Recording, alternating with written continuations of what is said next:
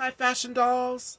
It is finally Friday, TGIF, July 18th, and welcome to another episode of Style by Stevie.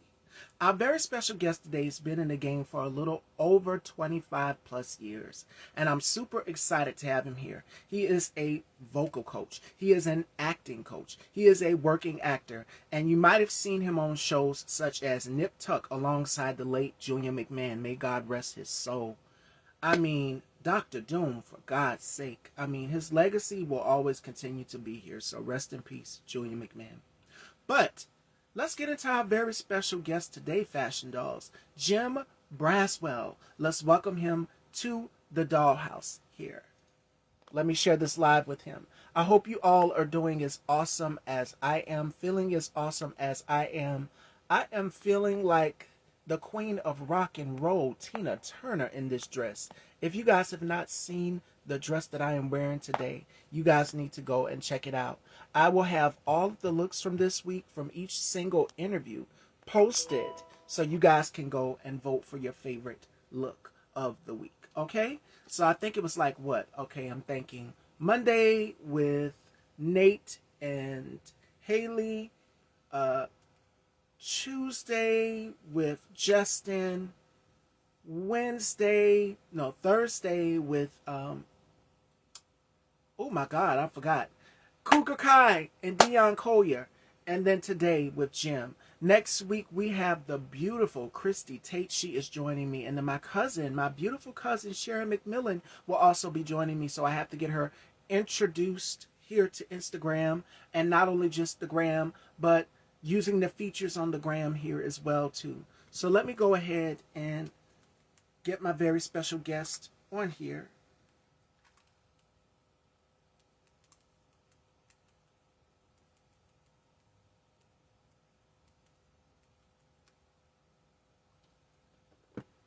All right, so that we can get the show started. I just sent him a message, and we're waiting to get him in here so that we can get this interview started. He's been in the game for a little over 25 plus years. And he was also a judge at Disney's American Idol for 5.5 years. So I'm super excited to welcome my very special guest as he comes in, Jim Braswell, the amazing Jim Braswell. And he has been everywhere from Tinseltown to O-Town, sharing the stages across the world. And I'm super honored and flattered to have him here in the Dollhouse, Fashion Dolls, as we wait on him to get in here and we get this show popping. All right.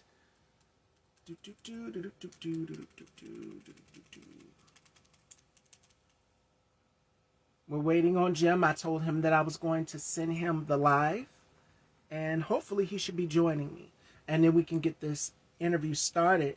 Super excited to get into today's show.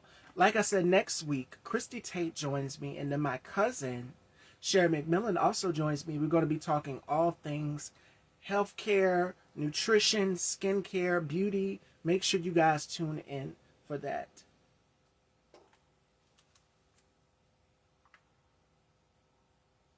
Give me one sec.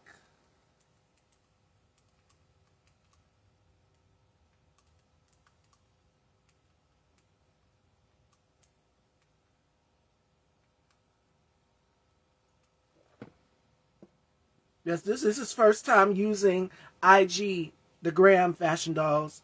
So once we get Jim in here, then we can kick off this amazing conversation. In the meantime, between time, check out some of the past shows from this week. We had such a dynamic week. It's been a ball. It's been a blast.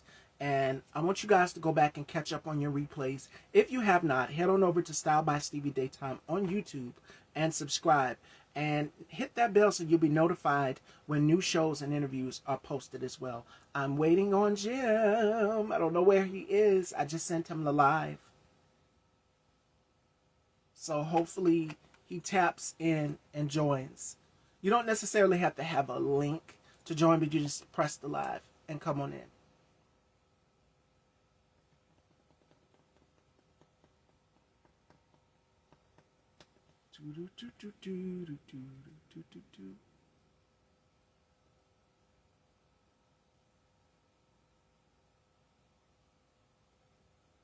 There he is, Fashion Dolls. So without further ado, let's give our very special guest a very warm welcome here in the dollhouse. Actor, vocal coach, acting coach. This man wears so many hats, and his resume goes on and on and on. We'd be here all day listing him off. We finally got him here. So without further ado, let's welcome my very talented, very handsome special guest, Jim Braswell.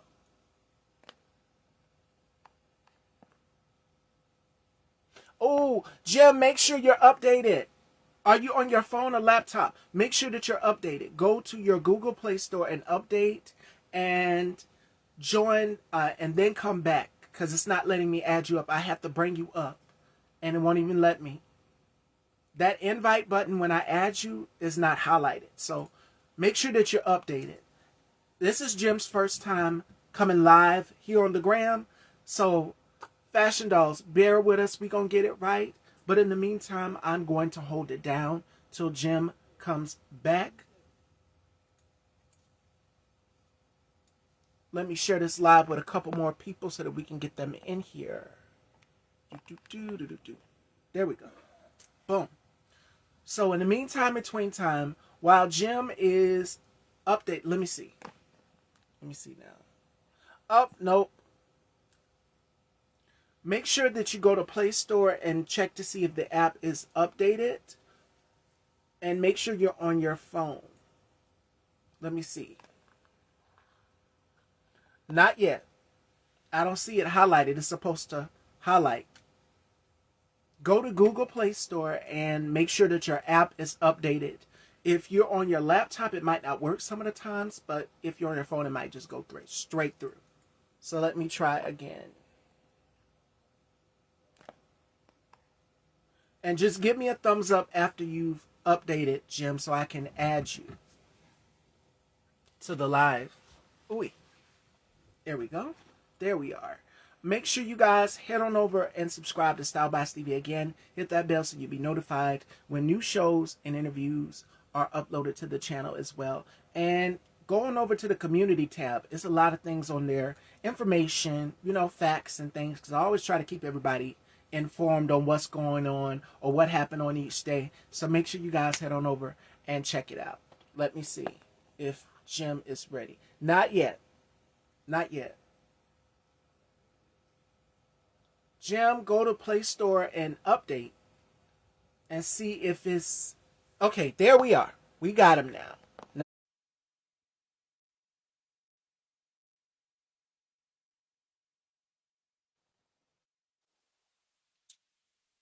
There we are. Finally. Welcome. Thank you. Thank you. Thank you. Thank you. It is such a pleasure to have you here and an honor to be in your presence.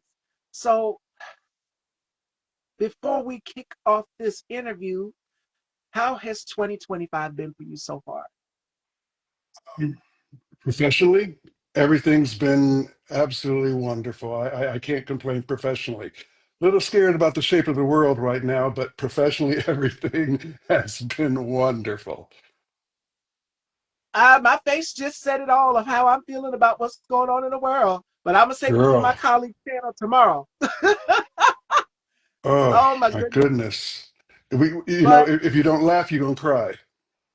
yes, some of the stuff that he's doing is laughable, and him not knowing certain things is funny, but it's a very serious matter, and I have It's been a very very serious, vocal and it's about going it. to take And more than mine in your lifetime to undo some of the stuff that's being done. But let's move on from that.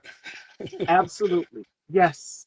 So for you, Jim, you've been in the game for a little over 25 plus years. You've been in the game 34. 34. Wow. Yeah. I started You've when I been was in the game one. for a long time. And you've been a judge on Disney's American Idol experience for quite a while now as well, too. Wow. So before we get to that, I like to start at the beginning of your journey and everyone's journey because we all have a beginning part. When did you discover the passion for acting and coaching and being a vocal coach? Because you're not only an acting coach, but you're also a vocal coach as well too. And you've worked with some of the greats in the business. So At what age did you discover that, or what musical act was it that said, "Okay, wow, this is something that I want to master and hone in on"? Well, okay, so actually, I was 4 years old.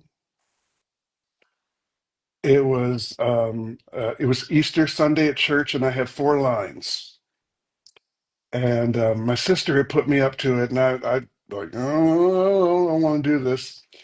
And I worked on my four lines for 2 weeks. Went out on the front of the church, went up to the front of the church, stepped out on the stage, and I said my four lines, and people clapped.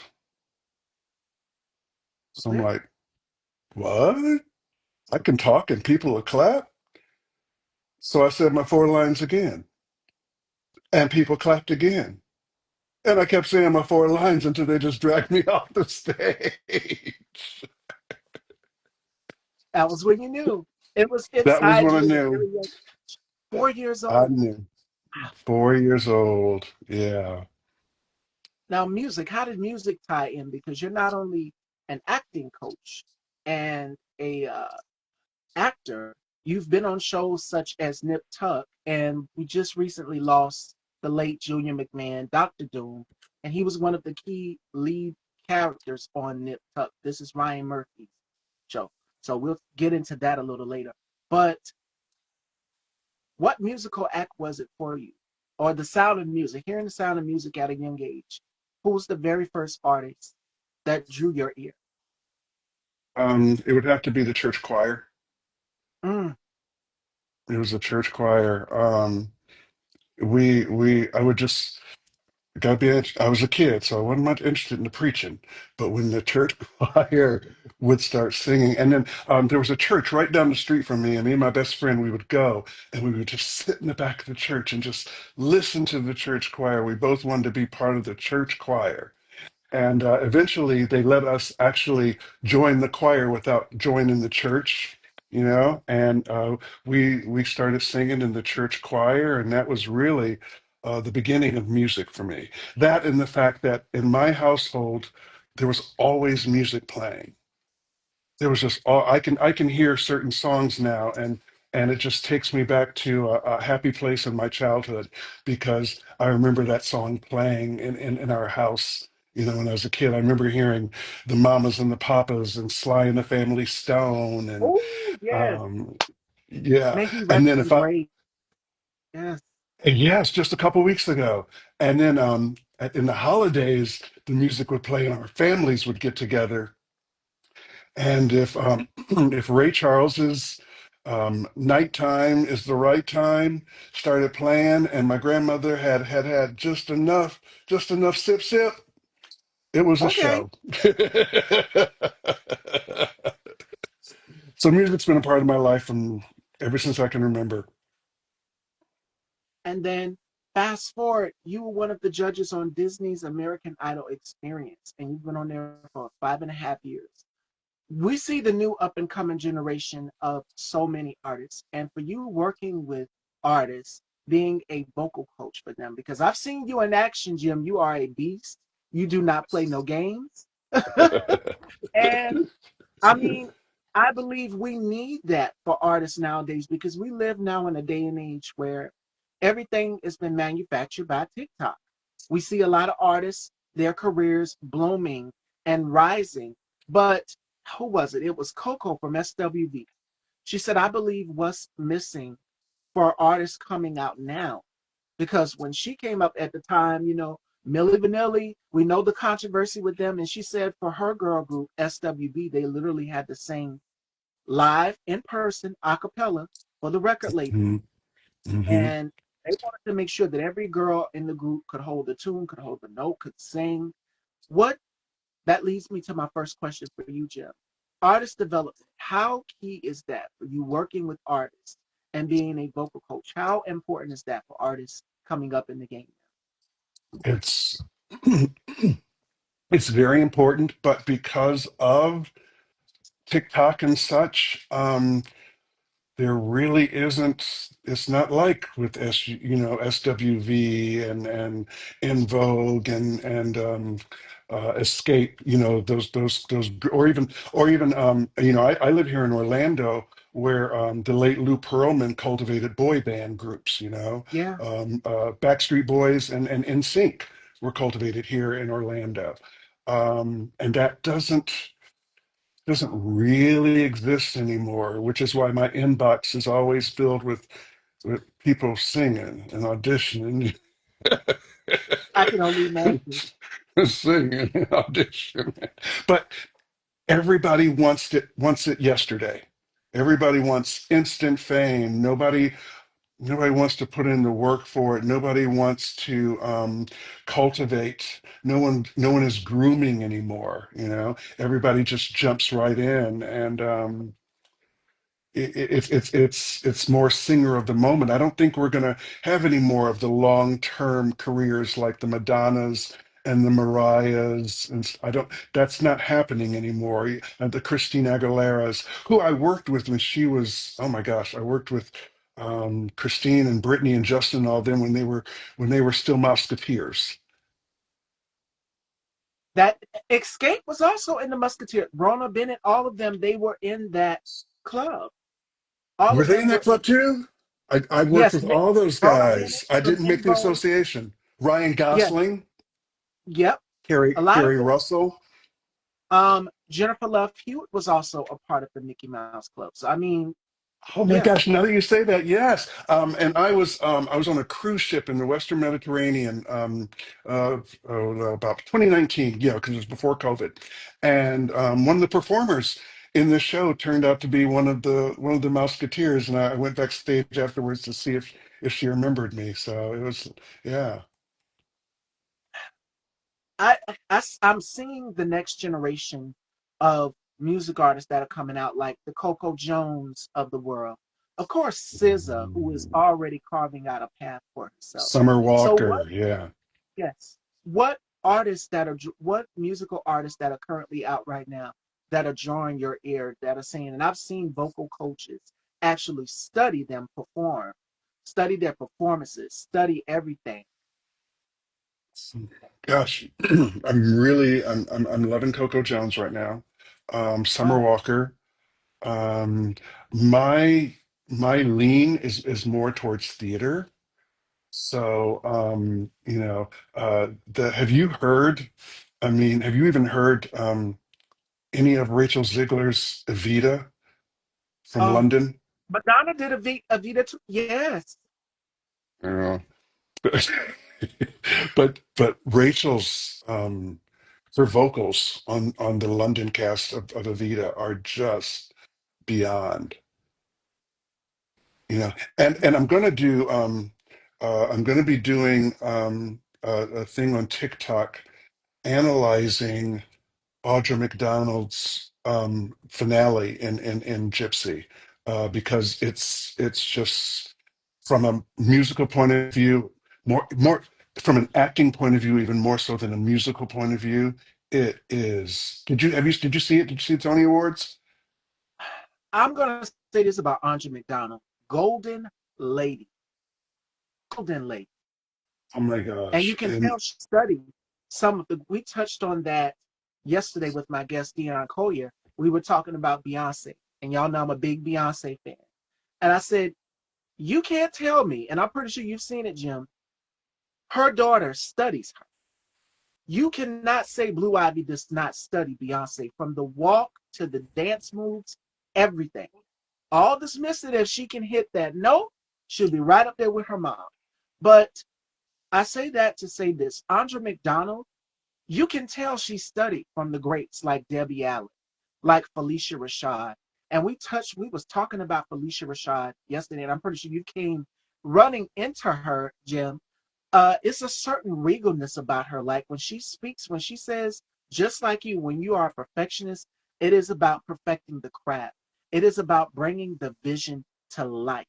And that mhm. is something that Andra McDonald executed. Chef kiss, girl. Chef's kiss. Beyond, beyond, yeah. Just incredible. I mean, just. Yeah, I have no words. The show just got their closing notice, unfortunately, but what she did on that Tony stage and what she does on stage every night will just that'll live on forever.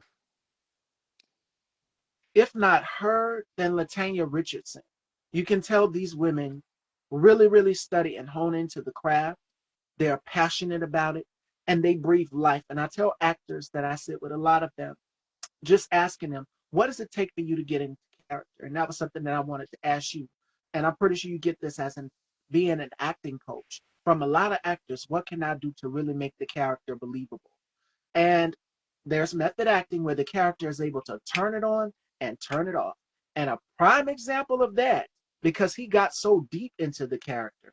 And I make this connection all the time when we're talking about method actors and actors being able to break and go back to themselves. Even though he really, really got into this character, the Joker, it was Heath Ledger. Like he really I took use it them in there. my classes. Yeah, I use Heath Ledger's work in my class all the time. Um, there are some people, Heath Ledger, Philip Seymour Yeah, Hoffman, um, who are so talented. And I have personal friends who are so talented. And with that, I think also comes a tremendous amount of pain.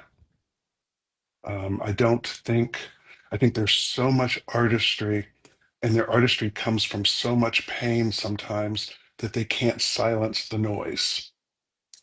Hence, how people fall into bad habits to silence the noise. That's pretty much what happened with both Heath and Philip Seymour Hoffman and Robin Williams.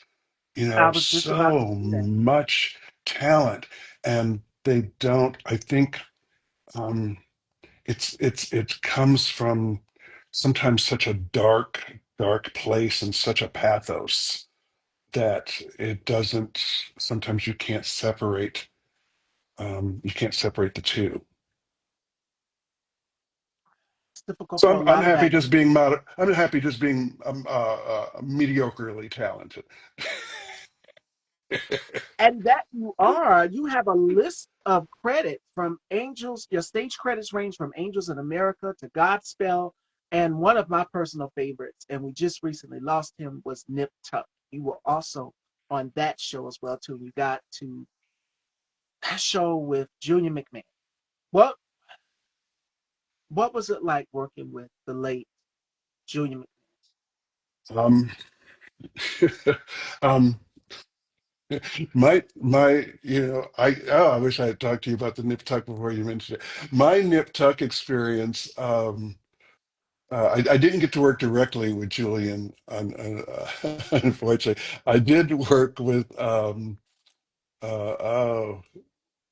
uh, Boris. It's Boris Cujo, and it was it's not an episode I like to talk about a whole lot because it wasn't one of those episodes I could show my mother. Oh, okay. Come on. But um, but hearing I the will time with say that my go ahead, I'm interaction sorry. with Julian, I'm sorry, but I will say my interaction with him was watching him. Um, it was just the utmost professionalism, just total professionalism. And I've been on sets with so many people, and it really, especially when you're coming on as a co-star, it's so important. We watch the leads, we watch the principals, we watch what they do, we watch how they behave and how they carry themselves. And I've been on sets before where, the leads didn't know their lines or, stuff like that. And it's just, it's totally different than when you're working with someone who possesses just the most incredible amount of professionalism. And that was definitely Julian McMahon.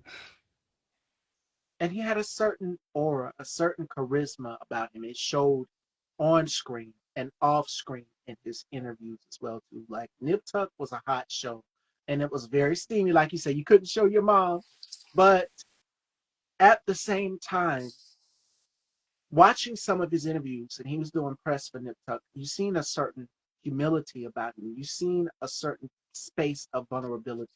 And I think a lot of actors, it shows that on screen. And it's so real, it's so believable. Like, wow, that I can connect with this character in some sort of way because every character, Mhm. and I say this, we yes, everyone wants to be flawless, but we are perfectly flawed in our own way. And each character in a film or a movie or story or whatever, we're following it all the way. We're finding out, what is it about this character? What is it that makes this character so unique? What is it that draws us in? And that brings me to the next part of doing dramas. You've done shows also like Passions, and now we see soaps like Beyond the Gates. My next Beyond the question for you is gates. yes, and you know where I'm going. Seeing shows like Beyond the Gates, do you think that it will open the door for more soap operas that look like us to be on mainstream television? I can say I hope. I can say I hope. I also recently had the good fortune of working with Mr. Tyler Perry, and the stuff that Tyler Perry Studios is putting out. You know, you're seeing you're seeing us. And when you go backstage of Tyler Perry Studios, you're seeing us. You're seeing people of color working in every aspect of Tyler Perry Studios. And he was my personal director in an episode of, well, it was up until the other day, it was She the People, and now it's called Miss Governor. But I did an episode of that recently under his direction. And you want to talk about professional. Mm. I mean, and it was so strange because you come to set prepared and you know your lines and everything, and then all of a sudden he starts feeding you new stuff just off the top of his Ad head. He libbing. starts Mm. feeding you new lines. He starts improvising just off the top of his head, and you end up saying these new lines, and the new lines are even better than the initial lines that he wrote. And at first, I'm just like, "What are you doing? I know my lines. These aren't my lines. What are you doing?" And then I'm like, "Wait, check yourself, Jim." And I started acknowledging the brilliance of what was happening in that moment. And he was almost just like rewriting the scene as we were shooting it with even better lines and funnier material. It was an incredible experience. And that's so beautiful that actors are able to, especially the directors, they allow you to be as creative as you want to be with the character, to make that character fun, to make that character believable. So he's notorious for doing that ad libbing. He does that. And he will draw it in at the last minute, and you just got to work with it. And it's just, when I had my interview with Tommy Davidson, that is the thing. We were talking about doing comedies and sitcoms and timing. Another actor who said that as well, too, Jack A from 227. She said when you're doing sitcoms and with comedy, it is about timing, getting that joke, getting that punchline in. You want to make the audience cackle. And then the key is for the characters on the show. It's like Tashina Arnold is another one as well too. She said this when you're doing sitcoms, it's like we can play tag and we're gonna see who's the first to get tagged. Tag, you're in, you're out. You're not supposed to break character or anything. What advice would you give to actors on doing comedy or sitcoms on not breaking character? Because it is key. You have to stay in that moment. You want to laugh, but you have to hold it. Um, Understanding the truth of the moment, or the honesty of the moment, that is going to keep you in character. It's so funny too because you mentioned a word about 10 minutes ago that is the core of all of my online and virtual and in-person teaching, and that's vulnerability. um, because it's the vulnerability of any character, comedic or dramatic, that is going to keep you in the truth of that moment. So if you have to live in the character's truth, and sometimes it requires a lot of outside work before you come to set. Sometimes it requires creating backstory. Sometimes it requires creating subtext, but allowing yourself to be vulnerable in that moment. And then, like with some of the stuff that Tashina and those guys and Martin and those guys are doing and stuff, some of that, Yes. I mean, that that's when you get that combination where you're working with somebody and there is just so much trust that you know that no matter where you go, you guys are all going to be okay because you know each other that well and you've worked together that long, and you just have this trust where everybody's jumping out the plane, but you don't have any fear of falling because you have that amount of trust. That's why I love live theater. Because when you develop these relationships with your fellow actors, and you know we play toss, we play catch, we because you in live theater you can change the moment. You don't change the intention or the integrity of the play, but as three-dimensional people, we change in the moment. You and I change in the moment, so we have to be able to do that with our characters on stage. And when you're on stage with somebody you trust, it's Oh yeah. it's beyond. I call it actor's crack because the high is just so incredible, and there's nothing like it in the whole wide world. Yes. And not only that, but the energy is there, that chemistry, that camaraderie. When we watch shows like Martin, like Living Single, like My Wife and Kids, like so many Blackish, so many sitcoms, black In living sitcoms that, color. yes, and that chemistry, that camaraderie, that trust is there. And being able to bounce off of each other and say, okay, I'm gonna do this, I'm gonna throw this at you, and you have to be able to catch it and roll with it. Martin on his sitcom, Tashina was saying in an interview that he would do the most unexpected things. You didn't know what he was going to do. It's one I heard episode that that he interview. That was always, recently too, yes, wasn't it? yes, and she said that he would always throw a curveball. You better catch it. You don't know what you're gonna get. And it was just like tag you. She literally had to hold her laugh in. And I know that's difficult for a lot of actors. I'm not an actor. I did one horror film, but my when I did my interview with Tommy Davidson, it was about us having a certain level of professionalism. And as a creative, that's something that we all strive in is being professional. And I was like, how could you not laugh? I mean, he's going to say something funny. So fair enough. My mother called me before the interview and she said, what if he breaks out to one of his characters from In Living Color? And sure enough, Jim, he did. And I cracked. I was trying to be all professional, like Robin Roberts and everything, give him the questions and everything. But he broke me. He corrupted me. He broke me. I was like, you cannot have a comedian here because I've interviewed several comedians.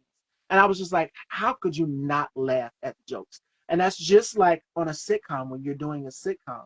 They will throw something at you and they will try to break you. And it's just like, tag, you're it. Done. We got you. Yeah, It they was used to do it supposed to all be the for the time on the old audience, Carol but you Burnett show. being the co-star, you break too. I mean, and you have to go and do another take again. So I mean, yeah. Yeah, but it's just trust. Improvisation is trust anyway. I had the good fortune because Wayne Brady's from Orlando. Oh yeah.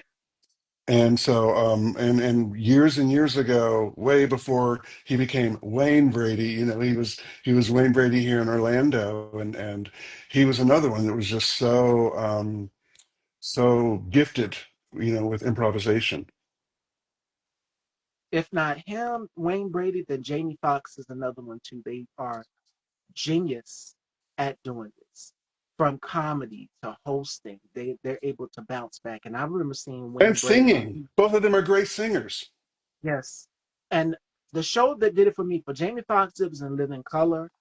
For Wayne Brady, it was Whose Line Is It Anyway? And this Hmm. birthed a career of so many comics that we see today. And Hmm. I can remember one episode he did with Aisha Aisha, Tyler, the Aisha kid. Tyler. Yes. And she was just like, no, he The only tried the to, only black co-star ever on Friends. yes. Keep that. That's another thing. Sheriff Shepard was on there too. I mean, we're seeing a lot of comics, black comics that got their start on mostly shows that went mainstream that you know were able to Well, cross over in different countries. Whereas if and you you were had talking. like a single, it was in Hmm. black and Latin households. But shows like Friends was able to cross over all the branches. And you were talking about cultivating singers. And, Yeah. 15, 20 years ago, the studios cultivated actors. Like, Oh, like take, for instance, Deborah Messing from Will and Grace fame. 5 to 10 years prior to Will and Grace, you saw Deborah on an episode of Seinfeld, and you saw Deborah on an episode of this NBC show and that NBC show, and they cultivated that career until finally they found the right thing for her. And that I don't know that that still exists anymore. but we're seeing that with the next generation of actors that are coming forth, like the Michael B. Jordans and so forth and so on, that are coming along. But they do film, so I'm pretty Well, and sure Michael that we. B's been around since he was a little boy, I mean, he's been Oh around yeah, forever. and child stars they grow up right before our very eyes, and a prime example of that would be Keke Palmer.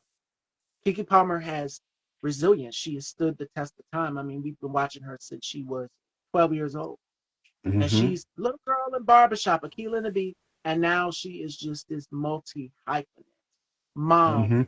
actress, producer, singer, director, author. And it is about finding that balance. So that was going to be my next question that I wanted to ask you. Since you are a man who wears many hats, you are also a Critics' Choice Award winner as well, too, Best Male Performance. And that was going to be a question that I wanted to ask you. What is it that artists need to do in this day and time, the next generation, as far as it pertains to balance, as far as it pertains to having a successful career and being able to juggle all of these hats? Like I said, Beyonce is a prime example, and may God rest his soul. Michael Jackson, prime example, being able to record music for other artists and write for other artists as well too. And not just that, but we've seen him as well as Beyonce and others, Usher, Janet, all of them behind the scenes rehearse and really just, especially Beyonce. If you guys have watched her documentary that she did years ago on HBO, it's called Life Is But a Dream. And Hmm. this was her documenting everything from the album Four at the time. And we've seen her choreography had to be top notch, everything had to be perfection. Vocals, Hmm. her recording in the studio with this album, she's just like, no, we're not going to do it until it's right. We're going to keep going until it's right. We're not going to eat until it's right. And a lot of artists are very passionate about their craft. So that was going to be a question that I wanted to ask you, Jim. What advice would you give to the next generation of artists on finding that balance and maintaining that balance, and not only balance, but longevity in the business? Um, the same thing that I try to apply to myself, and the same thing that I teach my students, whether they're experienced or inexperienced. Two words: self-care. Mm, Um, you just you have to have a core foundation, because in this day and time of TikTok and YouTube and reality TV shows and the political situation being what it is, if you don't have any form of foundation, and it does, my foundation doesn't have to be your foundation, but whether it be God or whatever, you've got to have a core foundation. You have to know who you are, and then you have to practice self-care, however that looks to you. If that look My self-care is tennis. I'm on the tennis court every morning at 7 a.m. That's my self-care, that's my religion, that's my life savior. I mean, just being able to get those endorphins and being blessed enough to be on the court every day physically, that keeps me grounded. But self-care is essential. And um and that foundation, having a core foundation, because the problem is a lot of people running around here on empty. And you you've got can't. to have you've got to have a manner of filling up your tank. And it's got to be You something cannot. other than just the crap we ingest on television and everything else. It's you got to have some core. And shout outs to Dion Collier, who I've interviewed. Dion has done shows like The Shy and Empire, working alongside Taraji P. Henson. So Dion, Jim, Dion, this could be a great Dion collab. So many artists out here. But you can't pour from an empty cup. And that's something that I tell people all the time. Self-care is key and crucial as a actor, as a director, as a producer in this business, and as a as a creator in general. person, just as a It is person. key. Yes. Uh, Jim likes tennis. I like shopping. That is my form of self care.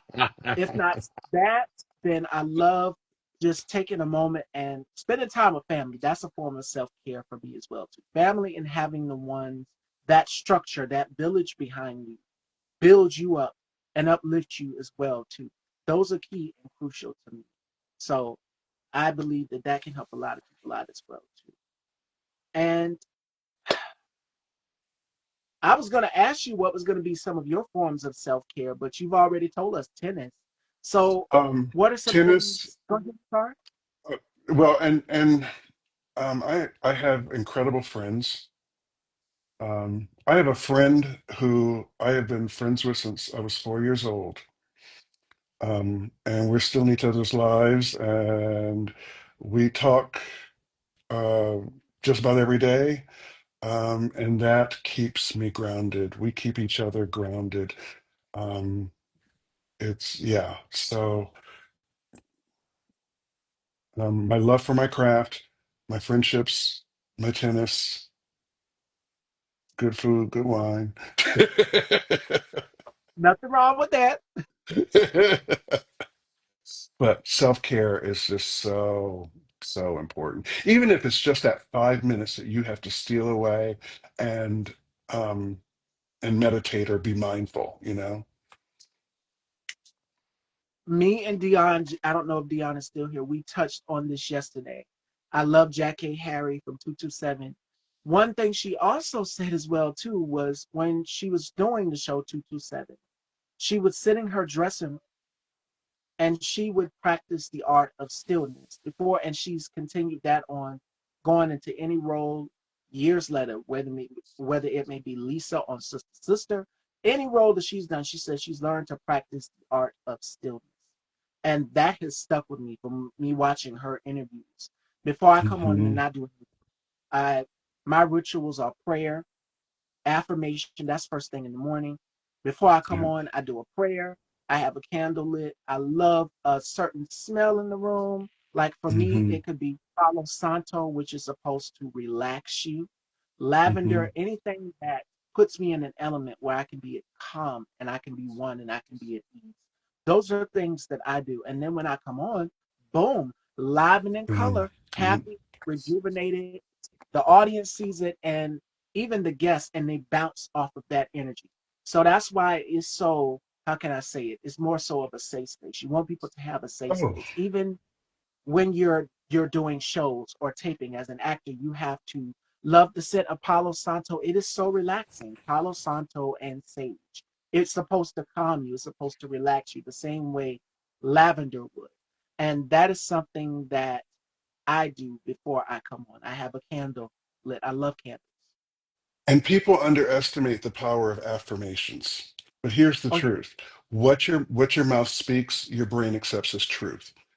Mm. For instance, I tell my students all the time, if they look in the mirror at 7 a.m. in the morning and like, I'm having a bad hair day, it becomes their truth for the entire day. So just imagine if you speak something positively to yourself and make that your truth.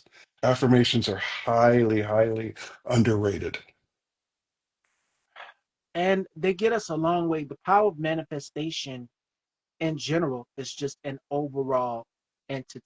And I think that a lot more people need to get into that as they start their day in the morning. Tap into it. I took my lipstick and I wrote believe on my mirror.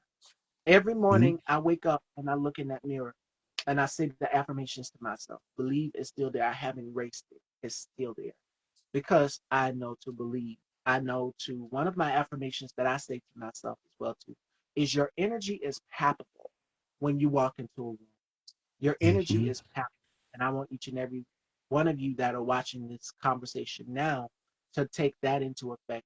You could be going into a boardroom meeting for a business Hmm. proposition, business, whatever it may be, or to give a Hmm. pitch to a company. Your energy is what the company is going to look at. Your personality as well too is what's going to draw people to you. And Hmm. I think I get the viewership that I do because people are just slowly figuring me out. I'm a mystery to some, and then to some, they're familiar with me. They have gained those relationships. And as an actor, stepping on the scene as well, too, for any actor out there. Not me getting Hmm. into acting, but I'm saying in general for the actors out there that are the fresh new faces. A lot of people are getting familiarized with them. Well, you should get And into acting though, because I know a great acting coach. okay, oh, okay. I did one horror film, and it was the assistant. And for this role, I had to step a little bit out of my character. It was a college professor. So, with me having the knowledge of public speaking, being able to speak so eloquently and pronunciate the words, they just roll off like butter. Uh, my colleagues already had the experience. Me, I'm a new kid in the sea. Everybody else is swimming. I'm just a new kid in the sea, the new fish on the block. All right. And they know about the table reads and everything. I went in and did the table read and executed it perfectly. So if you guys haven't seen the film, it's called The Assistant 2 Reconnected. It is out on YouTube. And we shot this during the pandemic. So it was virtual, like in a classroom setting. And Ooh.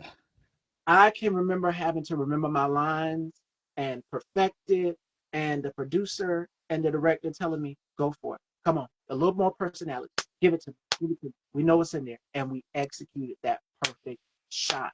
It's in I can't there. believe anyone having to ask you for more personality.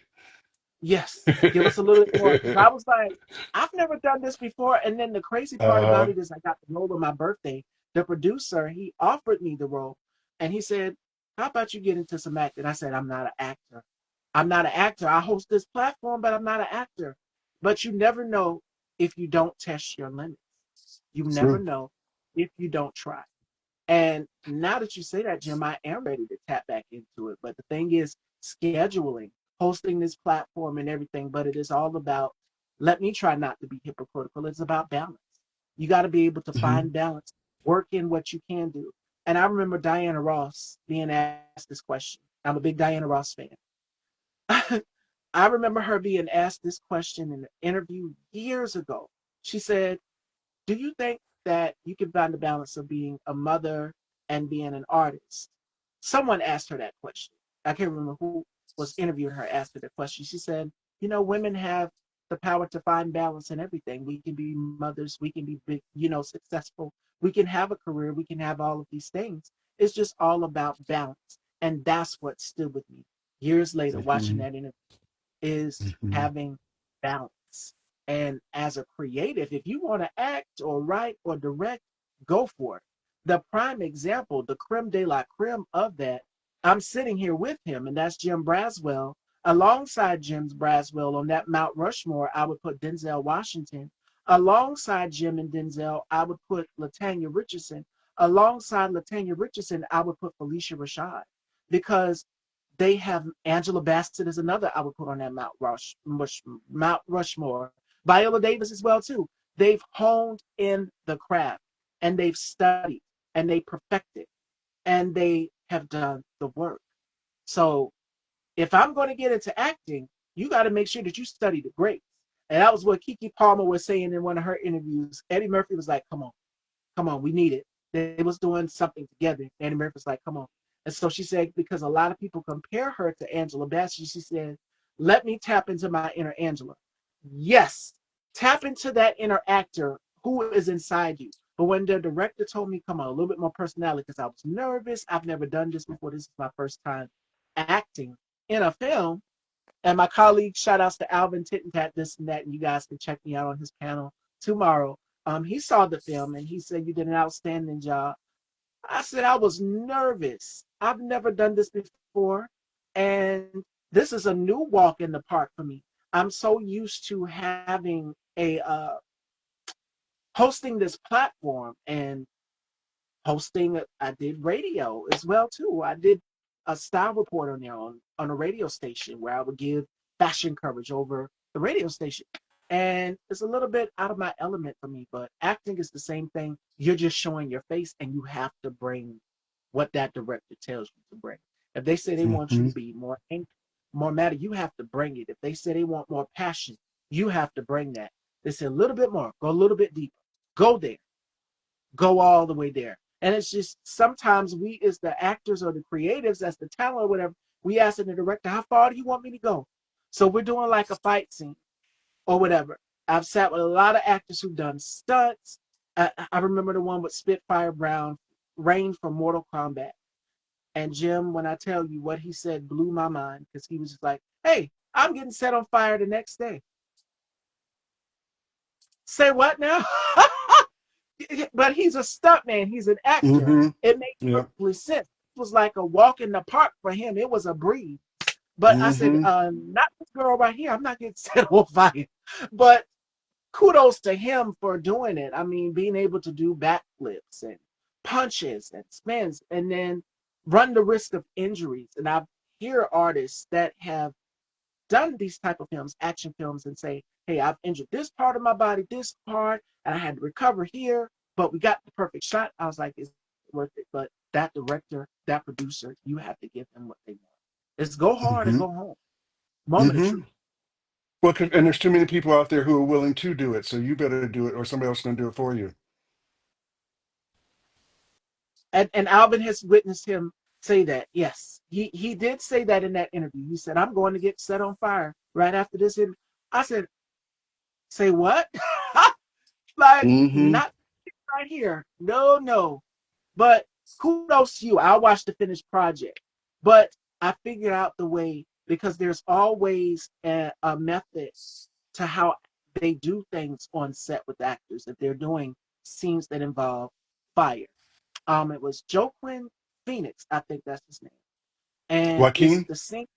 Yeah, Joaquin, and he did the scene in Charlie's Angels where he literally was butt naked, and he just got out of the pen or whatever in the jail scene. And if you guys know the scene where he walks through fire, he said they put some kind of solution all over him, and that's how he shot that scene.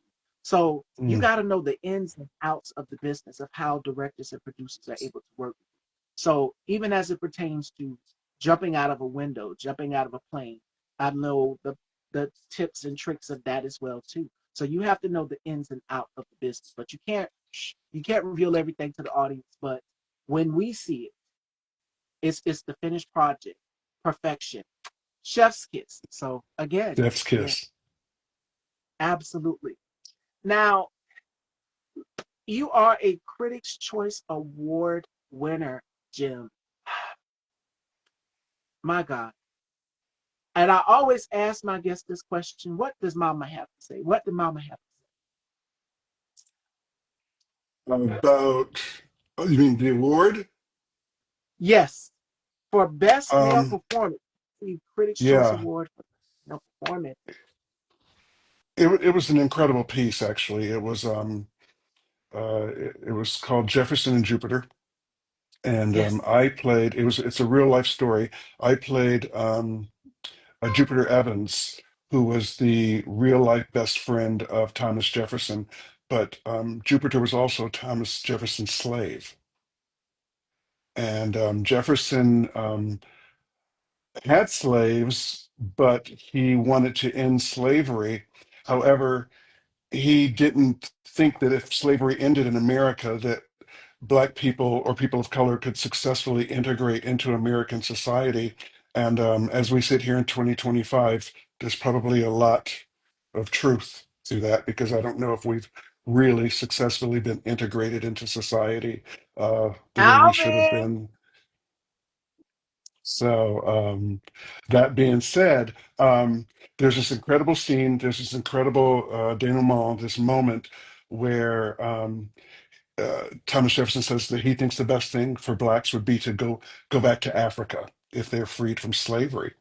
And I look at him at this point in the play and I say, but I ain't never been to Africa.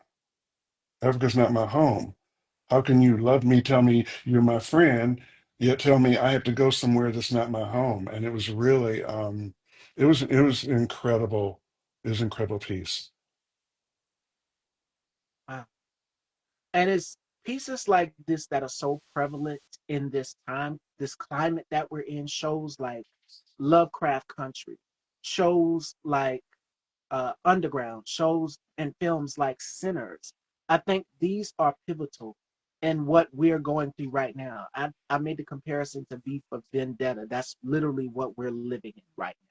This is the Handmaid's Tale, and it is It scary. is the hand, But yeah. I will say this: now's the time for creators to create.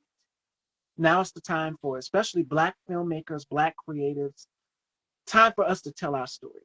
And it's been time, decades, even though, and Jamie Foxx said this when he was asked, what does he think about the rollbacks and everything? He said that the more they try to erase, the more we will replace. And we're going to keep creating, we're going to keep directing, producing. And as my colleague just stated in the comments, we did talk about him in one of the panel discussions, and we are going to be doing another panel discussion tomorrow. So make sure you guys tune in and subscribe to Tit and Tat This and That. And I think that a lot more filmmakers, producers like Ryan Coogler is out here breaking those barriers, being under a There it studio, is. but doing it at his own will. It is risky, but you have to take risks. You won't know if you don't take the risk. You won't take the leap of faith. And another example would be a show that is based on four Black women. And what show do we know that was based on four Black women? That would be Living Single. Yvette Lee Bowser. She took the risk because Fox at the time was predominantly, you would see the lineup was all Black, like in Living Hmm. Color, uh, Rock, and Martin. It was Living Single. All of the New York Undercover, all of these shows was in the Fox lineup. So we have to continue to keep pushing the narrative to tell our stories out here. And I believe that that is what's important for Black filmmakers, Black producers, Black directors. You know, Erica Alexander, and I'm pretty sure you've ran in passing with her too, Jim, from Living Single. She has her production company, Color Farm Hmm. Media. So tap these Black directors out here. A lot of people keep forgetting Queen Latifah has her film production company, Flavor Unit Productions. So make sure that you are going and supporting these Black filmmakers, these Black producers and directors. And it is so many that are emerging on the rise now.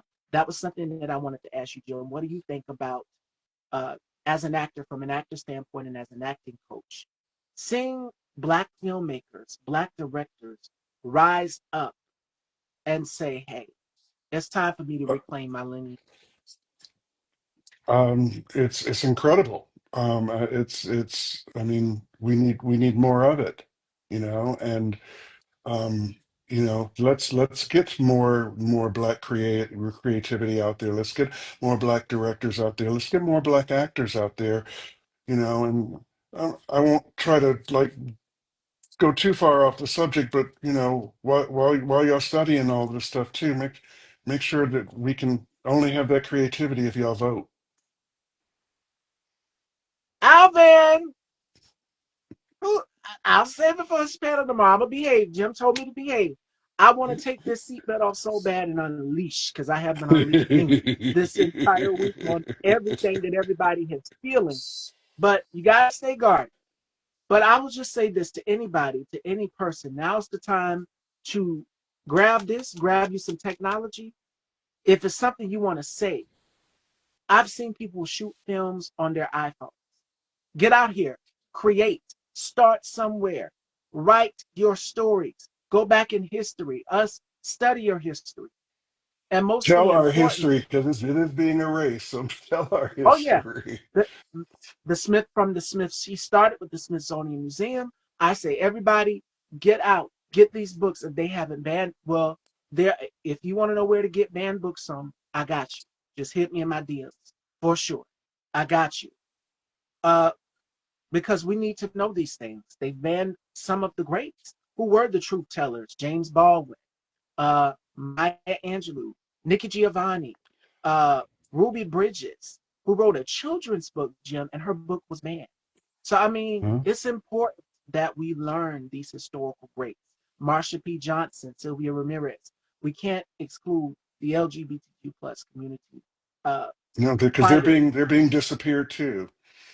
Yes, L that he took away on Stonewall. They're taking away letter by letter by Took with letter. it, yeah, First yeah, they no. thought it was this group, and then they thought it was this group. But make sure that you are Mhm. educating. She lets loose in the panel discussions that, yeah, I'm gonna do it tomorrow too. I'm just angry and frustrated at what's been going on these past few weeks. But if you guys want to see me let loose, tune in tomorrow to tit and tat this and that. So yeah, a lot of things that I can't say here on the show right now I have to save for tomorrow. But I would just say this also. I want everyone that is out here, black, anybody that feels like they are powerless in this moment, use your creativity, use your voice, use your First Amendment right through creativity. And I'm seeing a lot of creators on the rise, whether it may be on TikTok, whether it may be here on the gram. People are being resourceful and being productive. And we have to be. Don't just sit idly by and just take it all in because it's a lot for us to all take in. We have to do this in small doses. But I want Hmm. everybody to use your creativity. Don Lemon said it best. He said that right now, everybody should be using technology as your best friend. Record, make sure that you are shooting documentaries, make sure that you are recording our stories, doing your history, doing your research. Again, banned books, the resources are there. So take advantage of those resources because pretty soon, just like in Germany, and I'll just say that, they erased certain books and literature there too. And it started with the burning of books. So I say for everybody, get up, educate yourself, be aware, be vigilant, and use that creativity. And for me, because I've been so angry, going on my colleague Tit and Tat This and That panel or Bubs the God or Conscious or so many other platforms and talking about it with my colleagues has been an outlet for me. Doing this platform has been an outlet for me. And sometimes I can't let loose like I want to, Alvin, but Jim says she better behave. Don't behave. We'll get into that later. But this has been therapeutic for me. And I want everybody to find a safe space that works for you as far as truth telling, as far as telling out stories. Make sure that you're not erased because that's what they're doing. They're erasing, but they can never Hmm. erase the lineage and the plight that Black people, we have contributed to this country for decades. We So built this country. built it, contributed to it. We are big spenders just like they are, but the black dollar is powerful. So use those black dollars. Start supporting Smartly. black Hmm. filmmakers, black acting Hmm. coaches who's worked with some of the greats, black vocal coaches who's worked with some of the greats. He's worked with Christina Aguilera and so many others. So you need to be working with these people. You need to be aligning yourself with people like myself, like so many black platform hosts and creators like Alvin, Tit and Tat, this and that. Shout outs to my colleague Alvin. Shout outs to my colleague Bubs the God. Shout outs to my colleague Conscious TV. Shout outs to the beautiful T.S. Madison for being a trailblazer. Shout outs to Laverne Cox. Shout outs to all of these black voices that we are in this time right now. Joy Reid, Don Lemon, so forth and so on. Native Story Land Pod. read. Mm. Yes, I need everybody to be going and supporting Black media, support Black filmmakers. And Hmm. someone made the suggestion, why not a Black news network? I mean, they've got CNN. He's got CNN. He's got Fox News. Why not a Black a newscasting network? Well, I mean, they tried it. You got Roland Martin out there and a couple others who Oh are, yeah, Black yeah. Star Network. Y'all need to be going to Hmm. head on over there Yep. and support. Yep. You need to be Angela going to support. Rye.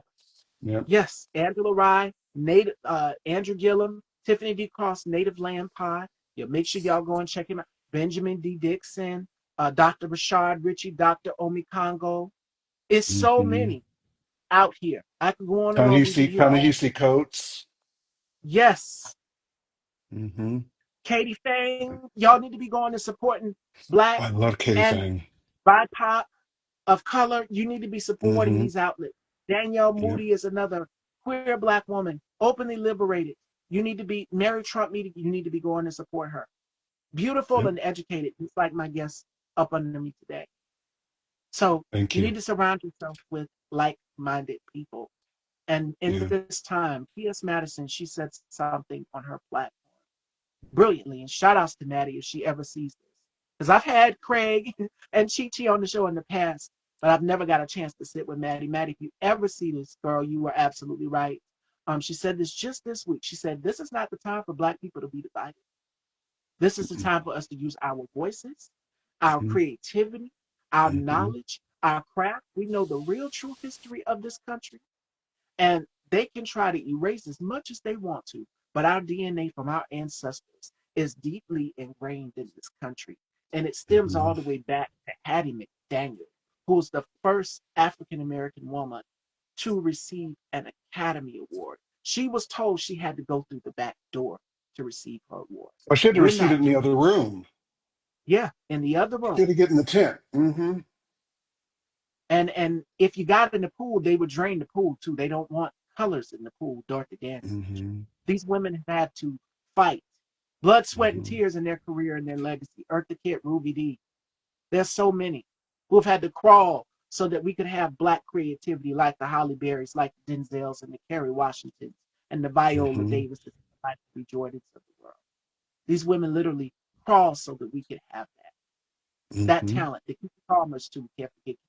But I want everybody to take that knowledge that you got because it's deeply ingrained in you from your ancestors. Just go and sit and talk with your elders.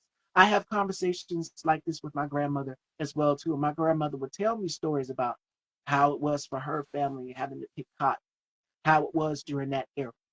So it's important now more than ever. We black people do not need to be divided. Stop looking at sexuality. Stop looking at gender. Stop looking at all of these things. We need to be united more than ever. Now, Hmm. I'm gonna say this. I know Jim said behave. Okay. Alvin, uh, I couldn't see myself aligning with the likes of someone like a old girl that I'm gonna just say old girl, Candace Owens, old girl. Oh, oh, I could not nope, see nope, nope, nope, myself nope, aligning nope, with her. nope, No, oh, stay over nope. there. Stay over there, What girlfriend. was, what was the name of the movie? Clueless? Yes, Uh-huh. Clueless. We'll just leave it at that. stay over there. Stay over there because my one of my colleagues, Scott, he asked me, he said, "What do you think about it?" I said, "She can stay right over there," and they just cracked up laughing. I said, "Yeah, Hmm. that some have to leave on the plantation the same way Harriet had to leave, take some people out and leave them on the plantation. We're gonna have to leave them there. We can't take them Hmm. with us. This is the new revolution. This is the new movement, and we are doing this through our creativity, through the Yes. creative lens, through the creative lives, through the creative eyes, I meant to say, with the likes of Spike Lee, with the likes of Ryan Coogler, with the likes of Lena Waithe, and there's so many others that are So coming many up in the. storytellers. I mean, that are even known yet, you know? I mean, Jeffrey Wright, for Pete's sake. Oh yeah, and I want people to please give this man his flowers. This man is a vet in the game. Jeffrey Wright is a vet in the game. Not only him, but it's another actor I can't remember his name as well. That's been pivotal. Courtney B. Giancarlito, and Vance. Uh-huh. yeah, Giancarlito. School Days. Yeah, if you guys watch School Days, that yes. And then he went and he did the show. I can't remember the show that he did, but they loved his character so much. But he worked alongside, I think, Brian, was it Brian Cranston? One of the shows. I cannot remember the name of it, but it was like a sitcom. And Giancarlito is one. So we need to be supporting Black filmmakers, BIPOC producers of color. Monday was just a tipping point when I had my conversation with Kelsey Claire Johnson and Nate Taylor. We were talking about a story called Broken, and the film is called Broken. Make sure you guys tune in. And it follows the lives of four women of color. So we need to be supporting projects like that. Hmm. We definitely do. So let me get off of my soapbox. I done preached enough today, but I want you all to be mindful of that. But before we let Jim go, we're going to do something called the rapid five. And I do this with all of my guests. Jim, I'm curious to Uh-oh. know, what are their guilty pleasures? What do they like in their spare time and their downtime? What do they do when they're not filming or taping? And I know for Okay. me, an example for me would be I love cookies and cream ice cream and pepperoni pizza. I know I don't eat them together, but Okay. those are two of my guilty pleasures. Uh, Jim, for you, what are five things that you can't live without? Five things that I can't live without. Yeah. Um, Friends, family, tennis, acting, and food. Okay. There you go. And see, the audience is hungry. Bluebell. Yes, Bluebell. And I like the banana pudding one too. So if you guys are interested, yes, yes, yes, See, yes. I like the Talenti. I love them too. Cookie caramel crunch is my favorite. That is my go-to, and I have Uh, some of that in I get the butter freezer. pecan or the pistachio. Yes, my mother loves butter pecan and then the black walnut. She loves those. So before we let you go, Jim, because this was such a refreshing and amazing conversation, and you dropped so many gems, and I want you guys to take away from this conversation as well to Black filmmakers, artists that are in the making. Take something away from this man who has experience, has been in the game for over 34 years. 34 years in the game. So again, you need to be studying the greats, working with the greats. Jim, what advice would you give to the next generation of Black talent that is coming in the lines? Because we've seen so many young child stars grow up, and a prime example would be Brandy. I mean, Moesha, for Pete's sake. We've seen her grow up right before our very eyes. Child star, music sensation, and years later, still holding that title as music sensation. Mhm. And we've seen Kiki Palmer. That's another example as well. Coco Jones, uh, Leon, I think his name is Leon the Third, Leon Jackson. One of the two. I can't remember. He did the show Victorious. Yes, Mhm. yes. I think that's his name. If I'm wrong, correct me, y'all. Let me know in the comments. Sound off. But we see the next generation of talent that is coming up. What advice would you give to them as it pertains to having longevity in this business, that pertains to having a successful career? And I'm not just saying this because I'm an acting coach, but study, hone Mm, your craft, know your history, walk in your power, walk in your purpose. mm. Oh, God. And I'm going to tie into what Jim just said with today's final thought, which is on being fearless. Fearlessness is not something to try to achieve, it is something to pay attention to when we are graced by it. And that is from Tara Moore. And I want you all to remember that. Be fearless in the pursuit of what sets your soul on fire. Be intentional, have purpose, live and walk and breathe in your creativity.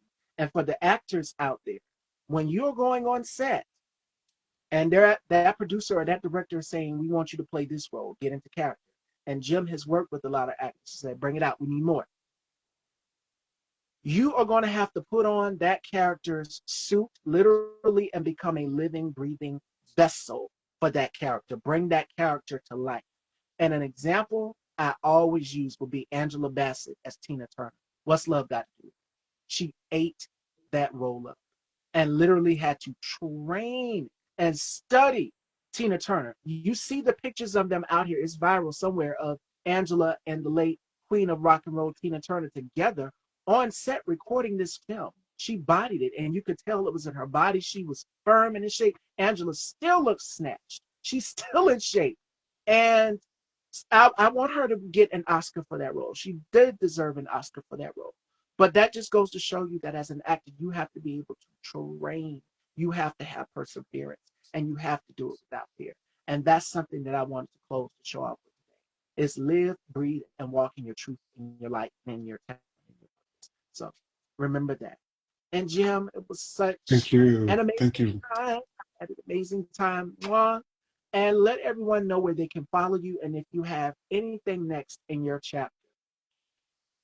Uh, uh, Currently just working a lot of auditions and stuff in the fire, but you can follow me at jimbraswell.com. Follow me on Facebook, Instagram, follow me on TikTok. You'll see some of my crazy characters. And Yeah. I'm available for coaching virtually and in person. So please, jimbraswell.com. There you go, fashion dolls, ladies and gentlemen. Jim Braswell. I love you all, fashion dolls.